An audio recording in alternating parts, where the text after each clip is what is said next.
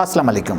Programme leading story के साथ मैं हूं राजा असद। आज हमारे साथ चीफ एडिटर रोज़नामा जम्मू कश्मीर सीनियर सहाफ़ी अमर महबूब साहब भी मौजूद हैं। इनसे पूछते हैं कि इंतखाबात को एक हफ़्ता रह गया है, कौन सी पार्टी कितनी सीटें लेगी, आप क्या देखते हैं?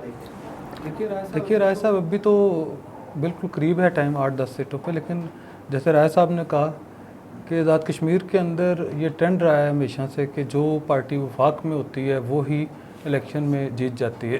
ये कोई बदकिस्मती है, ऐसे कोई बहुत अच्छा नहीं कहा जा सकता कि आज़ाद कश्मीर और गिलगित बल्तिस्तान में इसी तरह के नताइज सामने आ रहे हैं।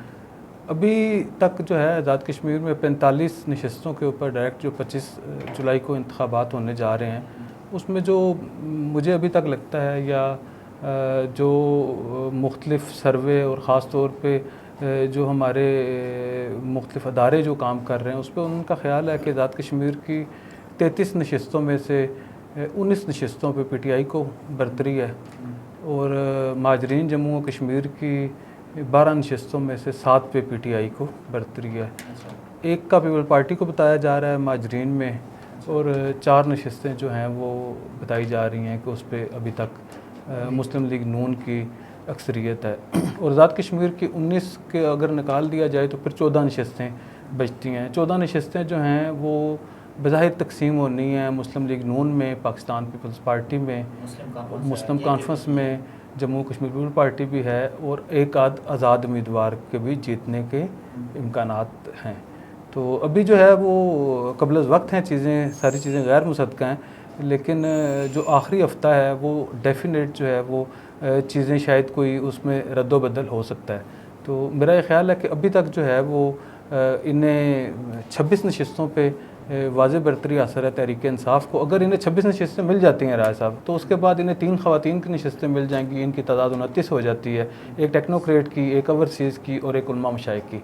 तो ये कहा जा सकता है कि आज तक जब आज आप और हम बैठे हुए हैं, जो इनको एक मुताद सा अंदाज़े के मुताबिक अगर आज की उस पोजीशन पे जाएं तो अवामी क्या कहते हैं तहरीक इंसाफ आज़ाद कश्मीर में ना सिर्फ हुकूमत बनाने जा रही है सादा अक्सरियत के साथ, बल्कि उनका आखिरी स्कोर आज के हिसाब से 32 होगा। और अगर इसमें कोई अपसेट हो जाए तो ये तादाद आज ही जो है ना वो एक फ़ैसला आया है सुप्रीम कोर्ट आज़ाद कश्मीर ने हाई कोर्ट का फ़ैसला मुअत्तल कर दिया, जिस पे हुकूमत आज़ाद कश्मीर के जो हालिया आर्डर थे वो सारे जो है ना मुअत्तल कर दिए गए हैं। ये क्या आज़ाद कश्मीर इलेक्शन कमीशन को आज़ाद या बाख्तियार बना दिया गया? जी, आज़ाद कश्मीर का हाँ, क्योंकि निगरान हुकूमत का कंसेप्ट नहीं है। पाकिस्तान में या दीगर सूबों में जब इंतखाबात होते हैं, दुनिया भर में जहाँ भी इंतखाबात होते हैं वहाँ पे निगरान सेटअप आ जाता है, निगरान वज़ीर आज़म आ जाता है, निगरान वज़ीर आला आ जाता है, निगरान सूबाई और वफाकी वज़रा आ जाते हैं। लेकिन आज़ाद कश्मीर में ऐसा नहीं है। आज़ाद कश्मीर में वही जो हुकूमत जो है वो मौजूदा जो वज़ीर आज़म और काबीना रन कर रही होती है, और तमाम अख्तियारात जो हैं वो चीफ़ इलेक्शन कमिश्नर को चले जाते हैं। रवायत ये रही है और उसे हमेशा से ये होता रहा है कि इलेक्शन जो है वो जब शेड्यूल अनाउंस कर दिया जाता है तो सारे इख्तियारात हुकूमत के वो ख़त्म हो जाते हैं। लेकिन इस बार ये हुआ कि हाई कोर्ट में एक रिट कर दी गई जिसमें हुकूमत ने जो है इलेक्शन कमीशन ने बल्दियाती जो अदारों के सरबराहान थे उनको जो है काम से रोक दिया। उसके अगेंस्ट एक रिट की गई। हाई कोर्ट के मुअज़्ज़ज़ चीफ जस्टिस साहब ने उन्हें रिलीफ दिया और हुकूमत को ना सिर्फ उन्हें बहाल करने का हुक्म दे दिया बल्कि तकर्री और तबादले करने का इख्तियारात भी दे दिया कि हुकूमत जो है वो फुल उस एक्शन के साथ काम कर सकती है, जिसके ऊपर एक अपील आई। आज चीफ जस्टिस सुप्रीम कोर्ट राजा सईद अकरम साहब और मुअज़्ज़ज़ जज जो हैं रज़ा अली ख़ान साहब, उन्होंने सुप्रीम कोर्ट ने हाई कोर्ट का वो फ़ैसला सस्पेंड कर दिया है, जिसके बाद वो सारे बल्दियाती इदारों के सरबराहान जो काम कर रहे थे उन्हें भी काम से रोक दिया गया और तकर्री और तबादलों के ऊपर भी पाबंदी लगा दी गई। अब ये देखना पड़ेगा कि जो तकर्री और तबादले हुकूमत कर चुकी है उसके दरमियान उनको तहफ़्फ़ुज़ हासिल है, यानी वो डिटेल फ़ैसला देख के ही किया जा सकता है। अच्छा, ये आज़ाद कश्मीर का वोटर है, उसका क्या म्यार है, किस चीज़ को देख के वो वोट कास्ट कर रहे होते हैं? बड़ा अनफॉर्चुनेट है हमारे आज़ाद कश्मीर के वोटर का जो म्यार है। मैंने दुनिया भर में या पाकिस्तान में भी हर जगह पे लोग जो हैं वो गुड गवर्नेंस उनका म्यार होता है। वहाँ पे करप्शन फ्री जो पॉलिसीज़ होती हैं वो म्यार होता है। वहाँ पे देखा जाता है कि जी तामीर व तरक्की किस अंदाज से की गई है, मेरिट पे कैसे काम किए गए हैं, एजुकेशन के लिए क्या सिस्टम है, हेल्थ के लिए क्या सिस्टम है। लेकिन मैं ये फिर कहूँगा ये कि ये बहुत ही अनफॉर्चुनेट है कि आज़ाद कश्मीर के अंदर जो है ना मेरिट देखा जाता है, ना कानून की बालादस्ती देखी जाती है, ना तामीर व तरक्की देखी जाती है, ना काम काज देखा जाता है। यहाँ पे सिर्फ यही देखा जाता है कि पाकिस्तान में किसकी हुकूमत है। और राय साहब मैं आपको बताऊँ कि 85 से लेके आज तक जो है हर आने वाली जो हुकूमत वफाकी हुकूमत है वो छोटी मोटी धांधली करती है, प्री पोल रिगिंग करती है, तमाम वसाइल इस्तेमाल करती है, इकदाम करती है। और अपोजिशन जो है वो हमेशा से कहती है कि तहरीक आज़ादी कश्मीर ख़तरे में पड़ गई है, पाकिस्तान की सालमियत ख़तरे में पड़ गई है। और आखिर पे कुछ भी नहीं होता, वो जीत जाते हैं और हुकूमत बनाते हैं, 5 साल मज़े मारते हैं।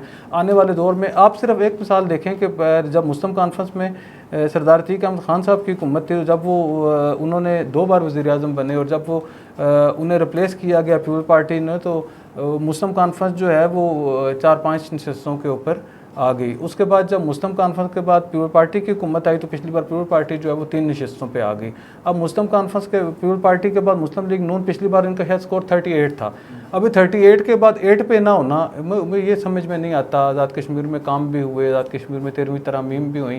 गर्ज के मैं ये कह सकता हूँ कि आज़ाद कश्मीर के जो अवाम है वो किसी जो है वो तामीर व तरक्की या इज्तिमाई काम के ऊपर वोट नहीं देते, मरकज़ को देख के या अनफरादी कामों की बुनियाद पर वोट देते। राजा कफील साहब, election commission of Azad Kashmir ने साफ़ियों के लिए एक ज़ाब्ता अखलाक जारी किया है, तो हम सारे साफ़ी हैं चूँकि, तो इस हवाले से बात करें, क्या ज़ाब्ता अखलाक है, क्या जारी किया गया इस इलेक्शन के हवाले से? मैंने जो हैंडआउट पढ़ा था जो इलेक्शन कमीशन की तरफ से जारी हुआ, तो उसमें तो ऐसा कोई यानी नई बात नहीं है जो बाइस तशवीश हो या कोई साफ़ियों पर उस तरह की कोई गैर ज़रूरी कोई कदगन नहीं है कि उस तरह पाबंदी नहीं आयद की गई है कि जिसमें कोई आम है उसमें कोई यानी आज़ादी सहाफ़त पर को उस पर कोई यानी आप का कहो कि कोई इस तरह की पाबंदी हो। ज़ाहिर हर दौर में होता है। साफ़ियों को भी कहा गया कि उन्होंने कैसे करना है, पोलिंग स्टेशन के अंदर जो साफ़ी विज़िट करेंगे पोलिंग डे के दिन, उसके लिए एक कोई कोड ऑफ कंडक्ट तय किया गया। साफ़ियों को बताया गया कि प्रेस इंफॉर्मेशन डिपार्टमेंट एक मखसूस यानी कार्ड जारी करेगा साफ़ियों को।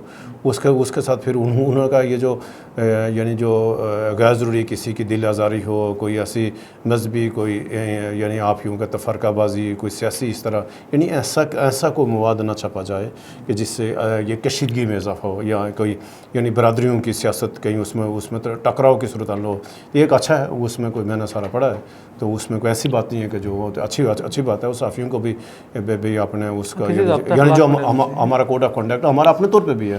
पर मैं एक अखबार को यानी मैं उसमें उसको मैं एडिटर हूँ, तो हमारी अपने तौर पर ही हमारा ख़ुद एक ज़ाब्ता अखलाकता होता है कि हम खुद एक ज़िम्मेदार ओहदों पे हैं।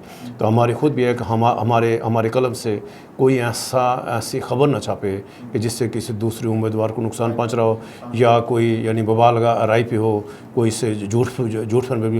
लेकिन ये हमारा हक़ है यार, साफ़ी का हक़ है कि जो उम्मीदवार इलेक्शन लड़ने जा रहे हैं उनके बारे में आवाम को बताएं कि जो MLA था इसने जो 5 साल गुजारे हैं, इसने जो आवाम के साथ वादे किए थे, इसका जो 5 साल कारकर्दगी वो कैसी रही है, या जो इलेक्शन लड़ने वाले लोग हैं इसका क्या मिहारा है। लोगों को हमारा ये फ़र्ज़ है हम आवाम को बताएं कि जो पिछली यानी जो मौजूदा MLA जो 5 साल गुजार चुके हैं उन्होंने आवाम के साथ जो इंतखाबी वादे किए कहाँ तक पूरे हुए, और आवाम क्या जो अभी जो आवाम के पास एक राइट है, क्योंकि वो जो सबसे अमानत है वोट का, कि 25 जुलाई को आवाम ने जो अपना वोट का हक़ इस्तेमाल करा। जैसे अमर साहब ने कहा कि हमें अगर ये रवायत तोड़कर हम इस अहलियत की बुनियाद पर आएँ कि हम उस शख्स को वोट दें जो उनके मसाइल के हल की अहलियत रखता हो, जो मसला कश्मीर के हवाले से जो आज़ाद कश्मीर के कौमी मसाइल हैं उसके ऊपर उसका वाज़े मौक़िफ़ हो, बयानी हो। आवाम को भी चाहिए वो जैसे मैंने कहा कि अभी तक तो 2-3 बड़ी जमातों ने अपने इंतखाबी मंशूर पेश नहीं किया। हमारी ये बदकिस्मती क्या हुआ नारा तकबीर अल्लाहु अकबर,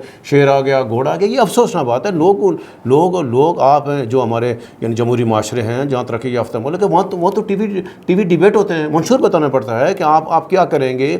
और जब वो जो ऐलान शुदा होता है, जो आप ऐलान वादे करते हैं लोगों से, तो वो फिर उनको फिर जवाबदेही अमल से गुजरना पड़ता है। तो लोगों को चाहिए कि बिल्कुल परखें हर एक जो उम्मीदवार लड़ रहे हैं, बिल्कुल बरादरियों की सियासत से बाहर निकलें, अहलियत पे आएँ। और जो आप देखें कि जो लोग एक तो यानी राय साहब इस दफ़ा अफसोसनाक पहलू ये हुआ कि पैसों की सियासत ने जो हावी हुई है, और यानी पहले हम बरादरियों की सियासत पे हम इल्ज़ाम लगाते थे और नया ट्रेंड सेट हुआ कि एक यानी ताकतवर लोग हैं जिनके पास पैसे हैं, जाएँ इलेक्शन में पैसे देकर पहले टिकट लें और वहाँ फिर लोगों को ख़रीदें और लोगों की बोली लगाई जा रही है। और ये बहुत अफसोस का पहलू, अगर इसका रास्ता ना रोका गया तो आज़ाद कश्मीर एक तो तहरीक आज़ादी के बेस कैंप है, इंतहाई एहसास अलग है। और जब हम पैसों की बुनियाद पर वोट बेचना शुरू करेंगे और आपका मेयार बुनियाद यानी उसमें जब पैसा हो जाएगा तो ये ख़तरनाक बात हो गई। और फिर क्या होगा, जो बंदा पैसे लेगा, यानी जो इतने बड़ी पैसे लगाकर असेंबली में जाएगा,